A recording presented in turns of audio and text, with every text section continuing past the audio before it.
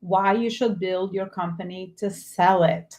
And I will compare a lot of what I talk about today to parenting because I believe there's a lot of comparison between parenting and growing a company.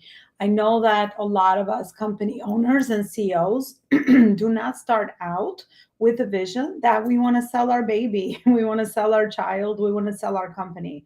However, it's important that we grow the company in a healthy, profitable way so that it becomes independent beyond you, so that later on, with the years, as the years pass, I should say, as the company grows up, just like a child, it becomes independent of you as the parent or as the founder. This is a very important concept because when you build your company, you want your company to become an asset. And the things that make a company an asset, just like a child, that we want to, raise someone that is a good individual and contributes to society and it's independent in all the areas of life that we would want them to be independent, right? Their careers, their education, their health, their relationships, their wealth, their money, all these other areas that also are going to ensure that this child is also successful in their lives and they're happy and they're living a joyful life. I think at the end of the day, that's what most parents want for their children. And they become an asset, right? They become an asset to themselves and they become an asset to the family, they become an asset to society, right? So, in a way, that becomes a legacy that you leave as a parent when you parent your child correctly and when you start implementing the right things in your company or child so that they become a successful contributing member to society. It is the same thing with a company, right? We want to ensure that we're building the structure of the company very solid so that you have all the right departments in place, all the right systems in place, and all the right team in place so that you are scaling a company that is self led, meaning that you remove yourself from your company. And when someone comes in to look at your company, to purchase it, or if you ever want to go public and you want to invite shareholders to your company, then of course you want to ensure that the company operates just like a well oiled machine without you. And that ensures that you have built an asset that you can monetize, an asset that maybe later on you choose that you're in a different cycle of life and you want to sell it, you want to pass it on to someone else. Is just the same concept when you are building a company. So, some of the departments that you want to focus on as you are ensuring that your company is operationally healthy are your marketing and sales departments, your service delivery, your finance department, and then your HR department. These, depending on the size of your company and the life cycle of how many years your company has been in existence, are some of the most foundational departments that you want to structure inside your company.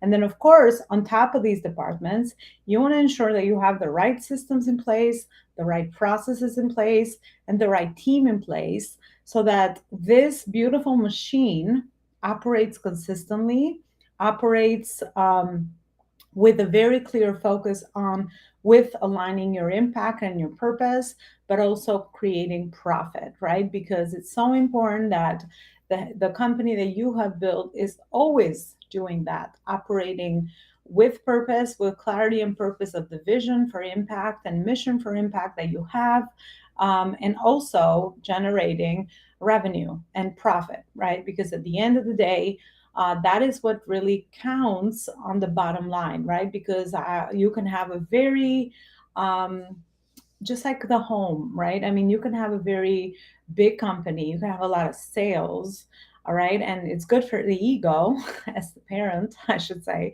but of course, not good for the bank, right? Because then you might not have a healthy profit that comes out of that, those expenses that you have day to day running in. It's the same as, again, the same concept that I go back to with parenting, that even in your child, you invest a lot of money over the years, maybe education, maybe clothing, maybe, day to day things that they need.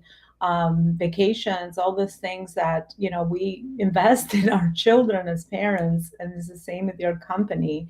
But then you want to ensure that you're getting that healthy ROI from all these investments that you are making, because that is what's going to ensure that your company is profitable and it's a really great asset that you can leverage at the time of need, and when you really feel like the direction is changing, or you're keeping the same vision of building your brand and company, or you're changing it, or I guess considering other options as you grow through the years of the life cycle of your company. So these are all things that are important to be kept in mind.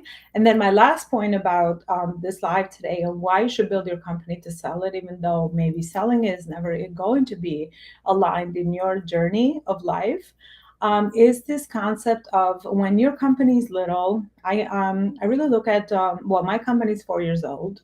It's called the Life School. So that's what I do. I pretty much the date of birth of my company is June 16, 2019, meaning that, again, if you look at your company just like a child, then of course it has a birth date.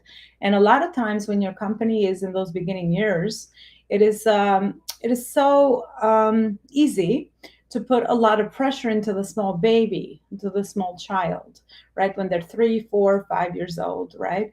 Or even 10 years old, if you've been, in your business for that, and you've had your company for that many years, it is so easy to just focus on the pressure of the company making money for you, right? But again, when we raise our children, we don't always expect that all the things that we put into them, we're going to get out, right? In monetary compensation.